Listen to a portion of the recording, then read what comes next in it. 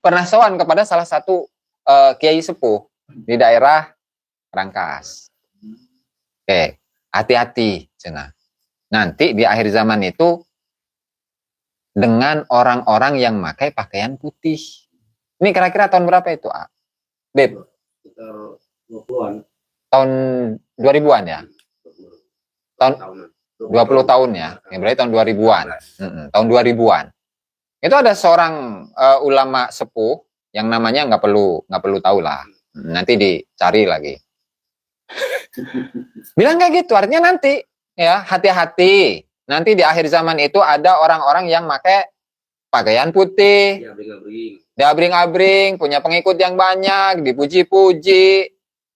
Itu kan sen sebenarnya, meskipun nggak ini ya, nggak secara nyata menyebutkan kelompok tertentu atau golongan tertentu. Seseorang yang dianggap sebagai ketua sufi sedunia.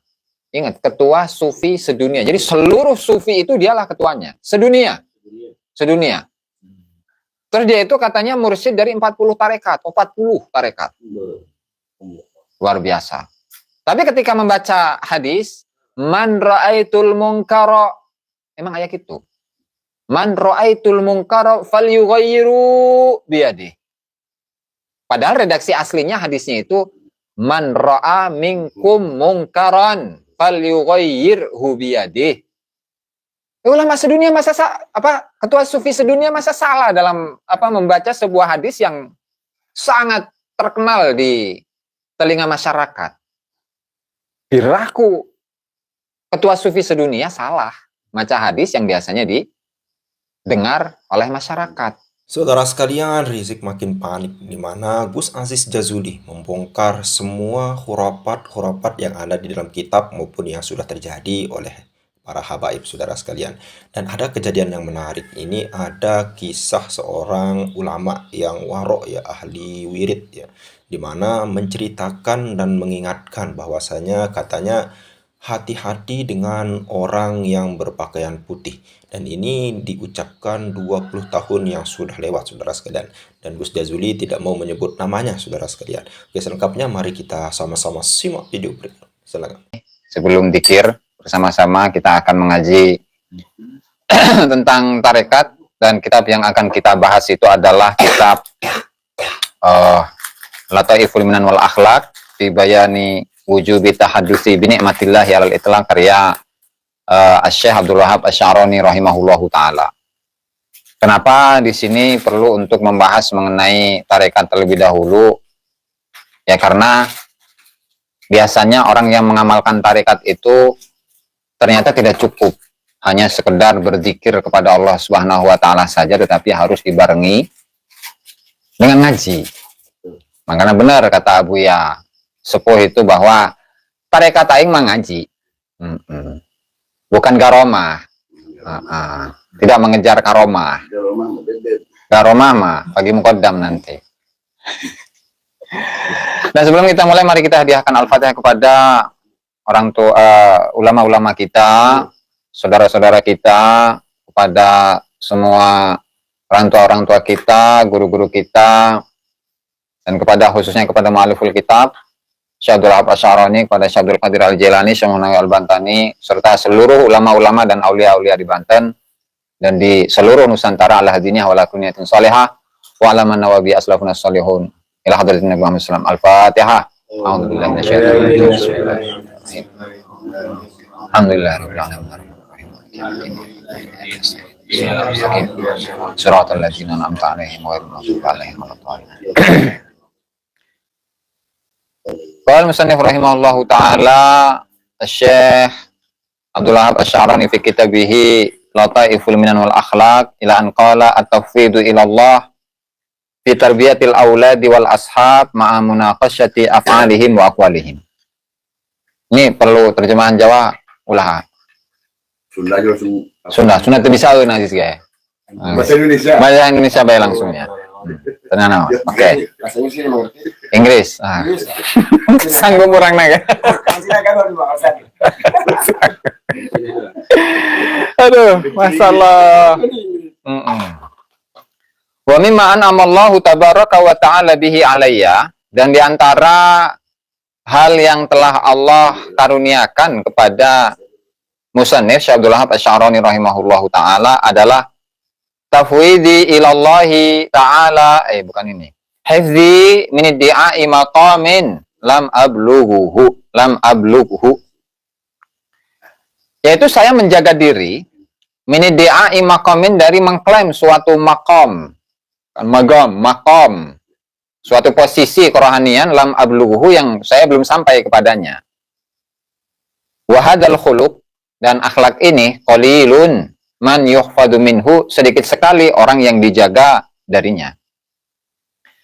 Fa inna nafsa, maka sesungguhnya nafsu, min sya'niha, termasuk dari kebiasaan nafsu itu adalah hubur riyasa, cinta kepada atau cinta menjadi pimpinan, wal uluwi, cinta kepada sifat yang tinggi, wal ghalibu 'alaiha, sementara mayoritasnya antad'iyal maqamatil lati lam tablugha, bahwa nafsu itu suka mengklaim, suka mengaku-ngaku makom-makom yang belum sampai kepadanya. Wasami itu Sayyidi Ali Aliyan Al-Khawas rahimahullahu ta'ala yaqul, dan saya mendengar guru saya yang bernama Syekh Ali Al-Khawas rahimahullah, beliau mengatakan, iyyakum an tubadiru ila da'wa maqamin lam tablughuhu.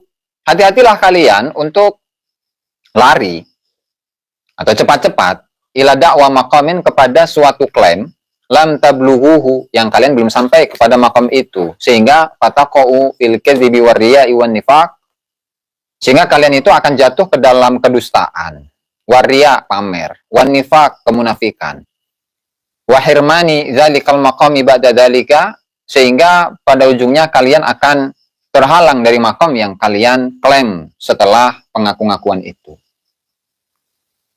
Wangdur ilan nabati wallahu alam. Jadi alhamdulillah ya, ini rencana insya Allah itu pengajian di sini, Aziznya yang hadir ke sini ya, itu 2 minggu sekali rencana.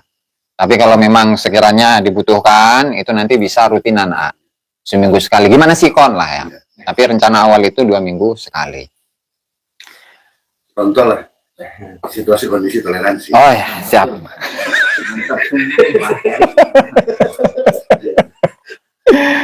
La ilaha illallah Muhammadur Rasulullah. Nah, jadi kitab ini sebenarnya adalah sebuah kitab yang membahas tentang perjalanan spiritual yang dialami oleh Syekh Abdul Wahab Asy-Sya'rani rahimahullahu taala. Ini tadi saya awalnya membawa juz 1, ini cuman salah bawa, jadi jilid 2 jadinya. Langsung naik baik. Langsung naik. Naik kelas ya, guys. Artinya kalau di juz awal itu kan lebih rinci begitu.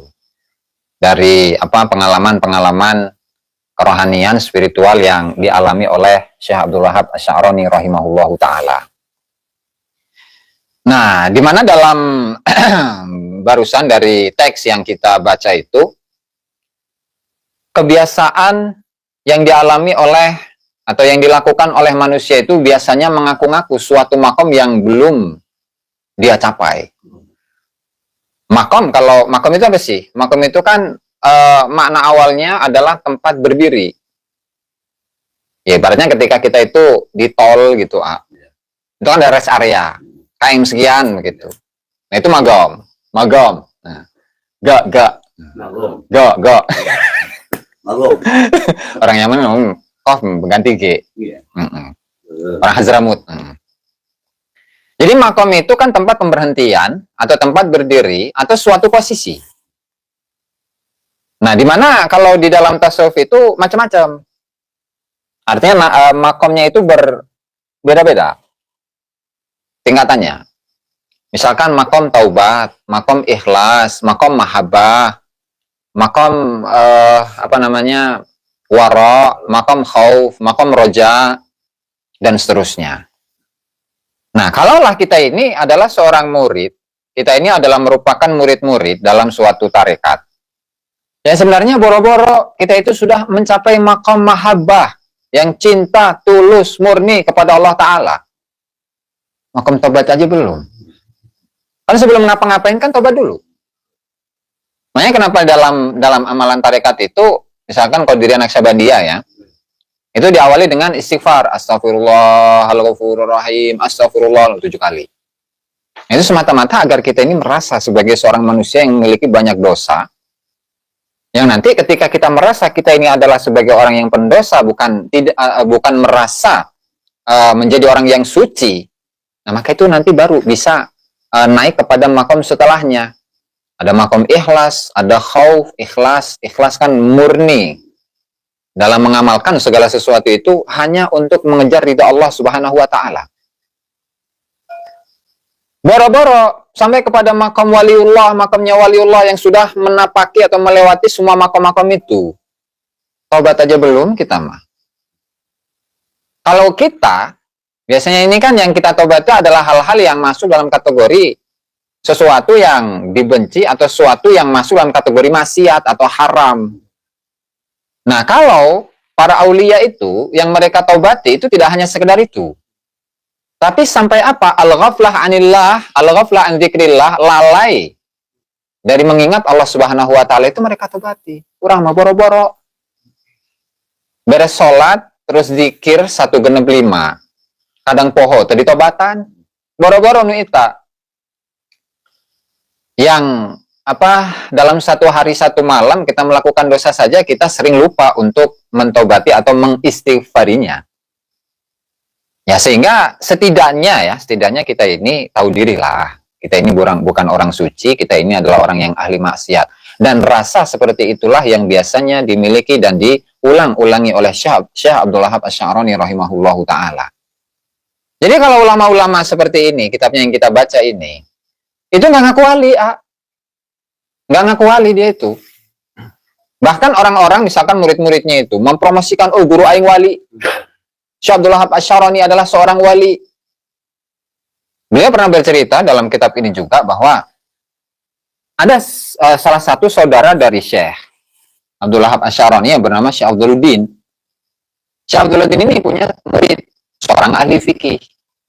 Nah, dia ahli wirid, ahli baca Quran, segala macam. Nah, lalu kemudian setelah sholawat, setelah dzikiran, setelah istighfar, dia doa kepada Allah. Allahumma inni atawassalu bika wa tawajjahu ilaika wa uhdi thawaba ma qara'tuhu minal Qur'anil adim wassalati ala Rasulillah sallallahu alaihi wasallam ila al-wali al-ghaus al-fardul jami al-qutbur rabbani Syekh Afdaluddin. Nah, Syekh Afdaluddin ini yang gurunya ini kan kaget. Astagfirullahaladzim, saya kok punya murid seperti itu. Akhirnya dibentak, dimarahin. Karena apa? Karena muridnya ini terlalu mengagung-agungkan, bahkan menganggap gurunya ini adalah seorang wali kutub. Kenapa? Ya karena yang namanya wali kutub itu kan wali yang tertinggi di antara wali-wali yang lain.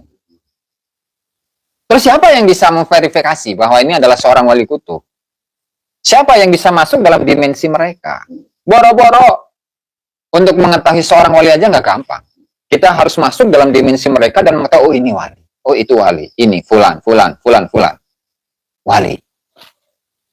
Sehingga ya daripada seperti itu, khawatir justru kita ini akan dibendu, akan marahi oleh Allah Subhanahu wa taala, mendapatkan kemarahan dari Allah taala. Mending biasa saja.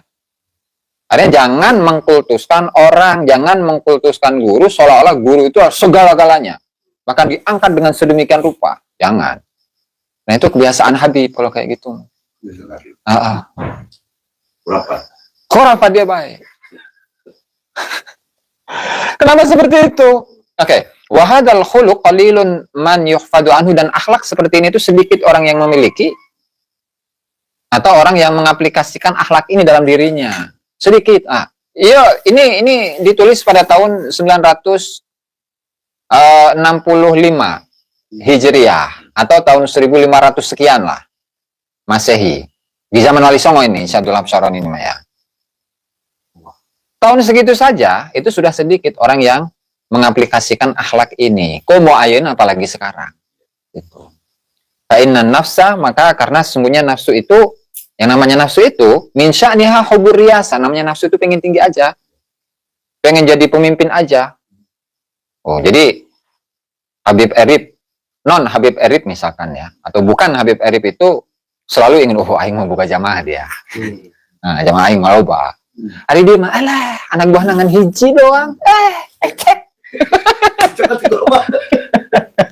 Cek. Itu sana. Nah, jadi yang namanya nafsu itu suka ingin menonjol. Suka ingin menonjol. Pengen di alam, pengen menonjol, ingin yang nomor satu. Bahkan kalau kitab-kitabnya Habib itu sendiri, nanti kita akan ulas ya dalam diskusi. Nasabnya itu paling sahih sedunia. Tarekatnya itu paling lurus sedunia. Kalaulah tarekat-tarekat yang lain, mau Qadiriyah, Naqsyabandiyah, Syadiliyah, Syaqariyah, Rifa'iyah, apa gitu, Khalwatiyah, Tijaniyah, ataupun tarekat-tarekat itu, semuanya itu ada pengingkaran, ada bid'ah-bid'ahnya. Cuman kalau tarekatnya Habib, nggak ada sama sekali. Sahih, paling sahih sedunia, tarekatnya. Kata Habib. Apalagi nasabnya. Kita nomor satu. Paling. Nanti kita ulas tuh, tenang.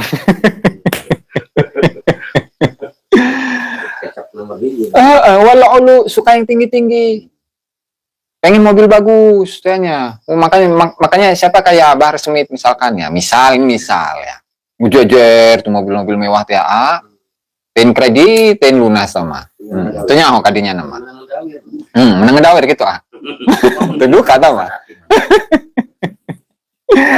La ilaha illallah Muhammad Rasulullah astagfirullah wal ghalib 'alaiha an tad'iyal maqamat allati lam tablugha. Jadi mayoritas lumrahnya yang namanya nafsu itu pasti ingin atau mengklaim, mengaku-ngaku makom-makom yang tinggi. Makanya ketika kita baca ini ya, ini satu kitab.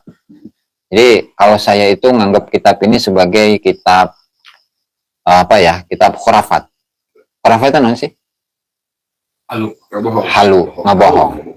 Jadi khurafat kalau diartikan oleh siapa namanya? Syekh, sama kitabnya lah. Oleh salah satu ulama mendefinisikan bahwa yang namanya khurafat itu adalah hadisun mustalmahun. Suatu cerita yang aneh, yang ajaib, yang indah. Kemudian isinya apa? Ya'tamidu 'alal kadzib. Yang isinya itu adalah kedustaan, dongeng, mitos. walahu ahdas, dan dia itu memiliki banyak cabang-cabangnya atau banyak cerita-cerita tentangnya. Itu khurafat. Kayak gimana? Kayak manusia jadi burung, ya tutupi raku. Jelma bisa jadi burung. Bang ngimpi ngaranna mah. Atau nyepak perahu jadi gunung. Sangkuriang. Ngaranna ge dongeng ieu, Pak. Terus naon deui tah? Terus saya kotoran manusia jadi emas gitu. Ya eta kitabna aya. Kayak dicokot engke. Supaya jelas. Bisi naroskan gitu. Iya bener tante gitu kan. Jadi perilaku seperti itu, klaim-klaim untuk mencapai sebuah makom-makom yang tinggi, apalagi makom yang sudah dicapai oleh para wali-walinya Allah Subhanahu wa taala, itu seringkali diaku-aku oleh banyak orang. Itu tidak hanya pemberlakuannya itu tidak hanya di kalangan para ahli tarekat, para ahli tasawuf, tetapi di luar sana itu pun banyak. Makanya kita ini sebagai umat Islam, warga Banten, masyarakat pribumi, kita jangan tertipu oleh casing. Casing boleh, pakai jubah, pakai imamah, pakai surban tanya, pakai itek, pakai tongkat, supaya keren teh dianggap ulama. Orang mah ngajinya itu dari kiri ke kanan, Ngaranna Arab kan dari kanan ke kiri. Memacana dari kiri ke kanan. Terus ayat deui eta ada lagi itu. Seseorang yang dianggap sebagai ketua sufi sedunia. Ingat, ketua sufi sedunia. Jadi seluruh sufi itu dialah ketuanya, sedunia. Terus dia itu katanya mursyid dari 40 tarekat. Luar biasa. Tapi ketika membaca hadis, man ra'aitul munkara, emang ayat itu. Man ra'aitul munkara falyughayyiru biyadihi. Padahal redaksi aslinya hadisnya itu man ra'a minkum munkaran falyughayyirhu biyadihi. Ulama sedunia ketua sufi sedunia masa salah dalam membaca sebuah hadis yang sangat terkenal di telinga masyarakat. Diraku ketua sufi sedunia salah baca hadis yang biasanya didengar oleh masyarakat. Ini kan parah. Atau sufi apaan kalau kayak gitu, Mang? Sufiati. La ilaha illallah. Kamu baik. La ilaha illallah. Kita lanjut ya, biar beres dulu nih, baru sisanya diskusi. Kemudian di sini ada beliau mengutip salah satu statement yang disampaikan oleh guru Syekh Abdul Wahab Asy-Syarani yang bernama Syekh Al-Hawas rahimahullahu taala yang mengatakan, "Iyyakum an tubadiru ila da'wa maqamin lam tablughuhu." Hati-hatilah kalian semua untuk terburu-buru mengklaim suatu maqam, suatu posisi kerohanian yang belum kalian capai. Sehingga pada ujungnya fataqau fil kadzibi warriya'i wan nifaq. Maka kalian itu akan terjatuh dalam kedustaan. Satu, dusta. Kenapa? Ya belum nyampai makom taubat, apalagi menjadi wali. Ya ngaku-ngaku ana waliullah. Saya adalah wali butuh. Atau dusta karena eta. Hijita, ngaku-ngaku ieu nya. Hijita. Dua, ria, pamer ke orang lain. Oh, saya ini sudah wali. Kalian nggak ada apa-apanya kalau dibandingkan dengan saya. Ria, pamer ta. Ya, kamu cucu ya mah. Khawatirnya dari cucu-cucuan. Jangan ngeri eta mah. Isin kena. Bebas. Nukatilu eta anifak kemunafikan, antara zahir dengan batin itu nggak sama.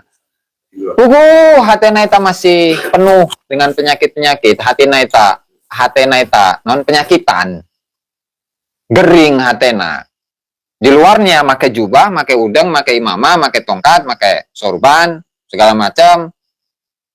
Ya berarti kan munafik. Nah, makanya kita ini sebenarnya dikasih peringatan itu oleh Abu Yamuh tadi itu. Al ulama warasatul anbiya lah habaib. Jadi yang menjadi ahli warisnya para nabi itu adalah ulama yang benar-benar al ulama. Jadi namanya ulama itu nggak ngarana baju. Semua orangnya bisa. Nah, Abah Erit misalkan ya, itu pakai jubah, pakai surban, pakai udeng, pakai tongkat, jalan ke pasar. Waktu disebut ulama di mana ya? Oh, Abu ya di mana ya? Ulama cina. Aduh, masalah. Kan ujungnya ketiga hal tadi. Satu, dusta. Kedua, pamer. Ketiga, munafik. Antara zahir dengan batin nggak sama. Jadi ingetin nama Abu ya tadi itu ya. Al ulama rasul, ya ulama yang benar. Terus dari mana kita itu tahu bahwa dia ini benar ulama atau benar ngajina? Jadi ketika kita itu menemukan klaim seseorang itu dianggap sebagai ulama, tapi ngajina mereka benar, atau gimana mau dianggap ulama? Itu ulama di Hongkong karena titarim. Nah, ulama titarim sama Tiamat, ya Hazromut. Nah, ya Hazromut. Lah habaib. Kenapa? Karena kalau Habib itu, ya, karena dalam acara-acara itu biasanya kan yang acara-acara yang undang Habib itu kan pakai jubah putih-putih, pakai udeng segala macam. Cuman yang dibicarain apa? Leluhur kami dia baik. Habib Fulan bisa mi'raj 70 kali dalam satu malam naik kambing. Terus bisa neraka saja bisa dipadamkan oleh leluhur kami. Kata bener enggak sabu ya tama? Makanya kalau ada siapapun tokoh-tokoh ulama kiai-kiai Nusantara atau siapapun itu yang membantah statement Abuya, oh berarti ada apa ini? Curiga kita ini. Oh jangan-jangan dia punya kepentingan itu. Entah faktor karena dia ada faktor kedekatan emosional, atau jangan-jangan ada kepentingan ini. Oh meren. Tahanannya meren ya. Waduh. Oke. Wahirmanu dzalikal maqam ba'da dzalik, kemudian setelah itu ya dia tidak akan. Nih lanjut ya. Dia akan terhalangi dari makom itu. Jadi makom taubat, makom ikhlas, makom wara, makom khauf, roja, segala macam, dia akan terhalangi oleh itu. Nah, intinya dari materi yang disampaikan oleh Syekh Abdul Wahab Asy-Sya'rani rahimahullahu taala dalam kitab Lataiful Minan wal Akhlaq, bahwasanya udah kalau jadi orang itu biasa baik, biasa saja, nggak usah sok-sokan memposisikan diri sebagai seorang wali, memposisikan diri sebagai seorang wali gutub, sebagai orang yang soleh, sebagai ulama, sementara antara zahir dengan batinnya itu nggak sama. Begitu. Dan ini lumrah, kaprah. Makanya saya, tadi, ini Habib Hatta. Habib Hatta cerita tadi, bahwa ketika beliau itu masih muda, karena sekarang itu sudah sepuh. Habib Hatta. Pernah sowan kepada salah satu kiai sepuh di daerah Rangkas. Oke. Hati-hati, cina. Nanti di akhir zaman itu dengan orang-orang yang pakai pakaian putih. Ini kira-kira tahun berapa itu, A? Beb? Sekitar 20-an. Tahun 2000-an ya? Tahun 20 tahun ya? Ya berarti tahun 2000-an. Tahun 2000-an. Itu ada seorang ulama sepuh yang namanya nggak perlu tahu lah. Nanti dicari lagi. Bilang kayak gitu, artinya nanti ya hati-hati. Nanti di akhir zaman itu ada orang-orang yang pakai pakaian putih, diabring-abring, punya pengikut yang banyak, dipuji-puji. Itu kan sen sebenarnya, meskipun nggak ini ya, nggak secara nyata menyebutkan kelompok tertentu atau golongan tertentu. Tapi itu udah sen. Apalagi kiai itu adalah kiai yang kiai sepuh, kiai yang warok, begitu, ahli zikir, ahli wirid, ahli puasa. Jadi biasanya orang-orang yang seperti itu tajam lah penglihatannya, firasatnya itu, hatinya. Itu untuk diskusi untuk materi pertama, yaitu tentang tarekat. Nah, kemudian yang kedua, ya pembahasan non-halal ya, ayo. Nih, nanya dulu saya. Oh, nanya. Oke, jadi sesi tanya jawab ya langsungnya. Syekh Abdul Qadir itu bisa menghidupkan orang yang mati dengan kata biizni. Kita pakai biizni lah ya. Ya. Terus bisa orang yang terbang di atas ketika melangkai Tuhan Syekh Abdul Qadir kan jatuh. Itu khurafat bukan? Oke. Siap. Beda kan kalau Habib khurafat. Sebut sama aja kan seperti kayak Habib ya. Tuhan saya juga di mana kan ada yang seperti itu. Sebut khurafat. Siap. Oke, jadi pertanyaan dari bukan Habib Erip.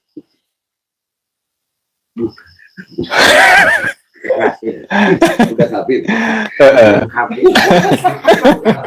La ilaha illallah. Ya, nyut-nyutan ya.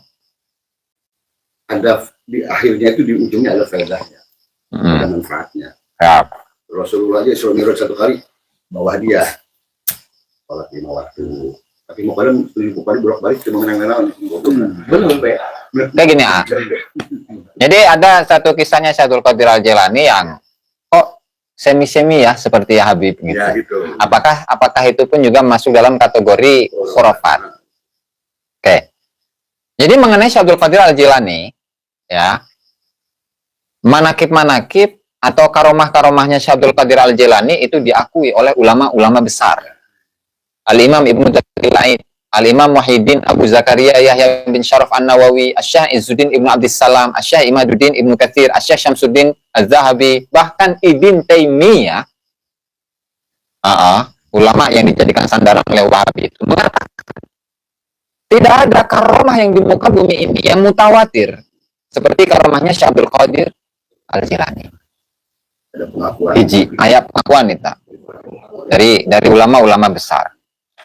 Meskipun dari sisi satu persatu ya ditelusuri karomah dari Syekh Abdul Qadir Al-Jilani itu ya memang dikasih ya. Karena untuk ulama-ulama yang berikutnya itu yang beda jauh, melebih-lebihkan kisahnya Syekh Abdul Qadir Al-Jilani. Dengan bukti apa? Dengan bukti. Kita punya banyak mengetahui tentang tulisan-tulisan atau kitab-kitabnya Syekh Abdul Qadir sendiri. Jadi nggak begitu berlebihan. Misalkan ketika dalam ceramahnya Syekh Abdul Qadir Jailani dalam kitab Jala'ul Khatir, Futuhul Ghaib, Al-Ghunyah ataupun yang lain, Ghunyatul Talibin atau kitab yang lain. Ketika menasihati murid-muridnya, "Hei kalian, wahai murid-muridku, kalaulah saya mau untuk membicarakan apa saja yang ada dalam hati kalian, sungguh itu bisa saya baca dari jidat-jidat kalian." Gitu. Akhirnya ini belum membicarakan tentang diri sendiri, tapi nggak lebay gitu, nggak berlebihan. Ya meskipun karomah beliau itu mutawatir, tapi tetap perlu diverifikasi sehingga karomah-karomah yang seperti itu perlu disaring lagi itu. Jangan-jangan ada potensi-potensi yang memang melebih-lebihkan Syekh Abdul Qadir Al-Jilani. Gitu. Meskipun dalam kitab-kitab manaqib itu memang ada. Yang kemudian dalam kitab-kitabnya Balawi seperti ini, Al-Jawharus Syafaf ataupun yang lain, itu dikopas kemudian dikasih bumbu. Seperti contoh. Ini yang bukan kopas. Seperti contoh salah satu khurafat yang ada dalam kitab ini. Nah, jadi ada seorang Habib yang dia itu punya sajadah Aladin. Sajadah Aladin, bah. Bisa hibur. Mana tadi? Nges ditandaan ke orang itu. Ah iya. Ustaz, itu kita punya Balawi gitu yang ini nih. Iya, punya muridnya Habib. Muridnya Habib Balawi, murid Habib. Jadi ini yang nulis Abdurrahman bin Muhammad Al-Khatib. Tapi bukan Habib. Bukan Habib. Tapi guru-gurunya itu mayoritas Habib. Oh, gurunya. Dan secara khusus 90% itu data-datanya diambil dari Habib. Dimana di sini ada seorang Habib yang bernama Habib Hasan bin Abdurrahman As-Saqaf. Jadi As-Segaf yang sekarang itu As-Segaf. Anak keturunannya itu As-Segaf. As-Segaf. Jadi gini. Kuntu marratan ma'asyah Hasan. Faqala li kharaja lailatan al-hajja al-amal maldi. Ini saya terjemahkan Indonesia aja ya. Saya ini pada suatu hari bersama dengan Habib Hasan. Dia bilang, Habibnya ini bilang, dia ini atau Habib ini itu pada suatu malam dia itu keluar di tahun kemarin di bulan haji itu keluar seorang laki-laki dari keluarga Habib ke kuburan. Jadi ziarah ke kuburan gitu. Dia keluar untuk berziarah ke kuburan, ke makam. Wa ma'ahu bastah. Kemudian dia itu membawa satu karpet. Biasanya kan kalau ziarah orang kan pakai kardus ya, makin naon gitunya. Buat lemek, buat ini. Alas. Bastatan fil hawa. Wa jalasa dzalika ar-rajul 'alaiha. Nah, terus laki-laki dari seorang laki-laki dari kalangan Habib itu duduk di atas karpet. Diuk. Fatarat bihil bastah ila Arafah. Nah, kemudian karpet ini membawa Habib ini dari Tarim terbang ke Arafah. Arafah kan di Mekah. Arafah kan di Mekah. Fawaqafa ma'al hujjat, dan dia tuh wukuf bersama dengan orang-orang yang haji. Summa adat bihi bastatuhu ila Tarim, dan di waktu itu juga setelah selesai wukuf, balik lagi ke Tarim, pakai tadi sejadah, pakai karpet Aladin. Nah, terus Habib ini kan menceritakan tentang seseorang ini kan, seorang Habib yang seperti itu. Nah, artinya padahal dia itu pengen memberitahukan bahwa si orang laki-laki itu saya gitu tuh. Nah, cuman jaga image. Ata'rifu hadzal rajul? Nah, muridnya ini yang menulis buku ini.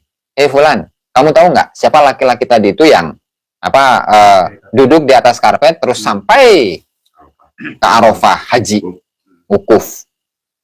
Fajalas tuh ada zakar, terus saya ini mulai mengingat-ingat siapa nih kira-kira ya. Coba saya sebutkan ya, Beb, satu persatu ini siapa ini tokohnya. Fulan bin Fulan, bener nggak, Beb? Oh, bukan. Fulan bin Fulan, oh, bukan. Sampai dari tokoh-tokoh yang saya sebutkan itu nggak ada satupun dari mereka. Terus siapa, Beb? Ya siapa lagi kalau bukan saya? Jadi artinya karomahnya itu dia sendiri yang cerita ke orang lain supaya orang lain itu percaya. Nah, terus kita ini tahu dari mana? Atau verifikasinya itu, mengujinya itu seperti apa? Kan nggak bisa. Nah, itu mengenai salah satu khurafat yang ada dalam kitab ini. Klaim sendiri. Nah, terus apa namanya? Mengenai tarekat. Nah, mungkin udah kenal ya wajahnya, ini wajah siapa ini? Usman. Habib Usman bin Yahya. Tentu masyarakat Banten nggak asing lah dengan apa satu kejadian 1888 geger Cilegon, perang Cilegon. Yang ternyata orang-orang atau para penggerak-penggerak yang dari Cilegon itu adalah murid-murid dari Syekh Abdul Karim Tanara, murid tarekat. Nah terus, nah ini ada satu data, surat, dokumen.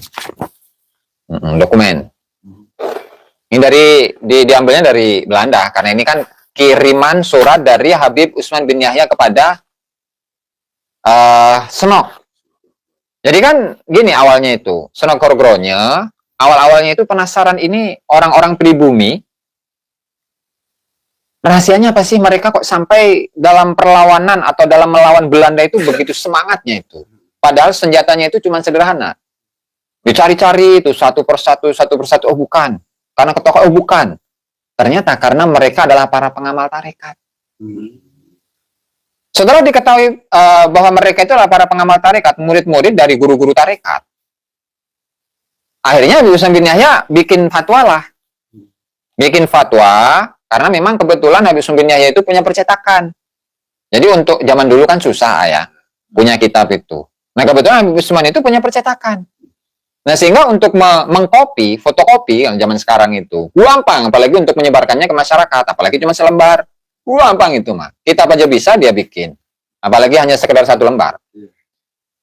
Disebarkanlah fatwa mengenai kesesatan para pengamal tarekat. Oh, orang-orang yang ahli tarekat itu syaratnya tidak cukup. Mereka cara ibadah saja nggak tahu. Apalagi untuk mengamalkan tarekat. Membuat propaganda. Betul, mempropagandakan kepada masyarakat supaya udah nggak usah ikut-ikutan dengan tarekat. Maka dia fatwakan itu, yang namanya tarekat Qadiriyah Naqsabandiyah yang ada di Banten, itu sesat, gurur. Jadi orang-orang para pengamal tarekat dan orang-orang iya, mengamalkan tarekat, itu terkena bisikan iblis, bisikan setan. Di zaman dulu. Nah, sehingga pergerakan yang seharusnya itu memiliki masa yang begitu banyak. Waduh, acak-acakan. Aduh, tinggal setting doang berarti kan. Nah akhirnya dan akhirnya Habib Usman itu bikin kitab yang namanya Manhajul Istiqomah Fid Dini Bisalamah. Nah kalau surat ini dibikin sebelum 188 karena di sini tertanggal 1886, 2 tahun pra atau sebelum geger Cilegon. Apa bilangnya ini? Fal matlub min janabikum, maka keinginan saya dari sisi engkau wahai Senok Grogronya, antazkuru ismi inda arbabid daulah al-Walanda fi Eropa wa fi Betawi. Engkau harus menyebut-nyebut namaku di hadapan para pegawai, para petinggi-petinggi Belanda. Baik petinggi Belanda yang ada di Eropa atau di Indonesia, di Betawi, khususnya Betawi ya. Kenapa? Engkau itu harus menyebut namaku, mempromosikan namaku, begitulah.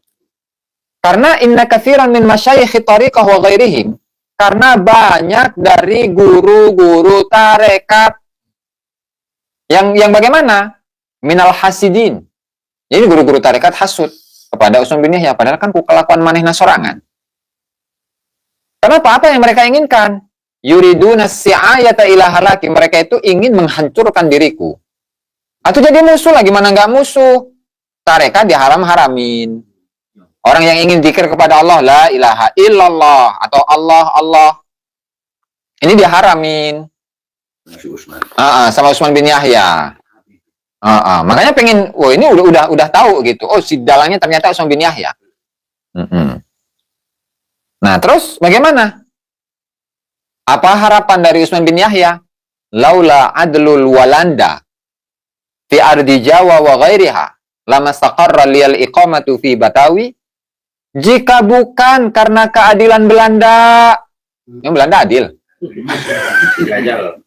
Penjajah jeung adil, kumaha jeung Usman bin Yahya yeuh. Cuman karena dia itu dapat gaji, itu kan. 100 juta lah kalau di ini kan. Dapat ini juga kan, bintang salib singa itu. Jika bukan karena keadilan Belanda di tanah Jawa ataupun yang lain, sungguh saya ini tidak bisa hidup tenang, tinggal tenang di Betawi. Makanya wajar kalau para pengamal tarekat itu atau para guru-guru tarekat itu tidak suka dengan Usman bin Yahya karena tahu kelakuannya. Nah, mungkin guru-guru tarekat yang di 2 generasi sebelum sekarang itu mungkin tahu gimana kelakuan dari Usman bin Yahya, meskipun secara lisan itu tidak to the point.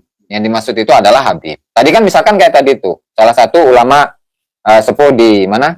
Di Rangkas itu bilang hati-hati sama yang pakai putih-putih, yang selalu punya banyak pengikut banyak. Karena apa? Kebukannya sekarang. Yang pakai putih-putih, punya banyak pengikut, punya banyak kibin. Bin, mana bin? Ternyata begitu, tahu. Dalangnya ya orang ini begitu. Dalangnya ya orang ini. Nih, orangnya nih. Tuh. Nah, jadi Habib di Indonesia itu bukan Buya Rasul. tuh bukan. Buya Usman. Oh. Ya tidak hanya Usman bin Yahya ya.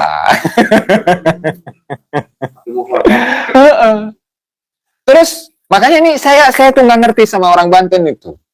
Udah tahu di kejadian 1888 yang buyutnya itu pernah jadi korban, dibunuh oleh Belanda atau dibunuh oleh antek-antek Belanda. Masa sekarang masih belain Habib, itu nggak ngerti itu saya. Padahal saya bukan Banten ya, aslinya Menjawa. Harusnya orang Banten yang menolak ya. Nah, eta lah. Nah, itu sekilas. Belum secara khusus dalam sebuah kitab Manhajul Istiqomah fi Dini Bisalamah itu secara jelas telegon disebut itu. Dan Usman bin Yahya itu mendapatkan rekomendasi dari Snokrogronya bahwa kitab ini sangat bermanfaat untuk pemerintah kolonial Belanda. Karena punya satu kitab setelah 1888, 1888 itu Geger Cilegon. Terus fatwa Usman bin Yahya terkait melawan Belanda itu ada juga. Ada boro-boro main ge kong kali kong jeung Belanda. Bila mana orang Indonesia melawan Belanda, kafir. Kalau itu pokoknya disebut sebagai perbuatan bikin rusuh. Jadi kalau menurut kita itu, para leluhur-leluhur orang Banten nih, tahun 1888 ini yang melawan Belanda, kita nganggapnya pejuang. Tapi kalau sebenarnya yang nganggap orang-orang yang bikin rusuh. Gimana sih orang tukang demo kalau kita sekarang ini? Itu nganggap orang itu orang-orang nggak ada harganya, nggak ada artinya. Itu. Makanya nggak ngerti kalau orang Banten masih ngebelain Habib, nggak ngerti itu. Nggak tahu sejarah berarti. Oke, saudara sekalian, itu ya tadi penyampaian yang luar biasa dari Gus Aziz Jazuli. Jadi kalau kita lihat penyampaian beliau, apa yang sudah disampaikan di beberapa live video beliau, karena saya pribadi suka menyaksikan live beliau ya. Ya meskipun sudah kita dengar, namun luar biasa. Ini sebagai pengulangan ilmu untuk saya pribadi, saudara sekalian. Dan ada kejadian menarik itu pada menit berapa ya, 27 tadi ya, dimana Gus Aziz Jazuli menceritakan ya, ada seorang alim ulama, seorang sufi, seorang kiai yang sudah diakui keilmuannya, itu berpesan kepada muridnya, hati-hati terhadap orang yang berpakaian putih-putih, saudara sekalian, dan mempunyai pengikut yang banyak, tapi kelakuannya tidak mencerminkan identitas pakaiannya, saudara sekalian. Dan ternyata ini terjadi, saudara sekalian, ketika Ki Haji Amiruddin Utsman Al-Bantani itu stimulus dengan tesisnya, lalu kemudian dibaca banyak orang yang setuju, akhirnya terbongkarlah siapa yang berpakaian putih-putih itu, saudara sekalian. Ada orang yang berpakaian putih-putih namun kelakuannya sering memalsukan makam, memalsukan sejarah, memasukkan nenek moyangnya, memasukkan kakeknya dalam pendirian NU. Pakaiannya sering memakai pakaian putih. Satu. Ada yang pakaiannya warna putih namun kelakuannya demo-demo terus.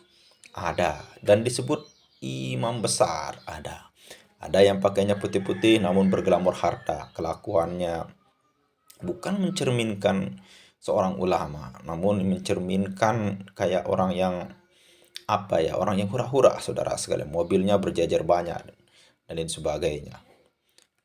Ada pakaiannya identitas putih. Lalu kemudian demo pun masanya identitaskan dengan pakaian putih saudara sekalian. Oke, mungkin hanya itu saja. Nanti kita akan lanjutkan di part 2-nya saudara sekalian. Ini baru part 1-nya, luar biasa sekali Gus Aziz Jazuli. Oke, mungkin hanya itu saja. Sekian, assalamualaikum warahmatullahi wabarakatuh.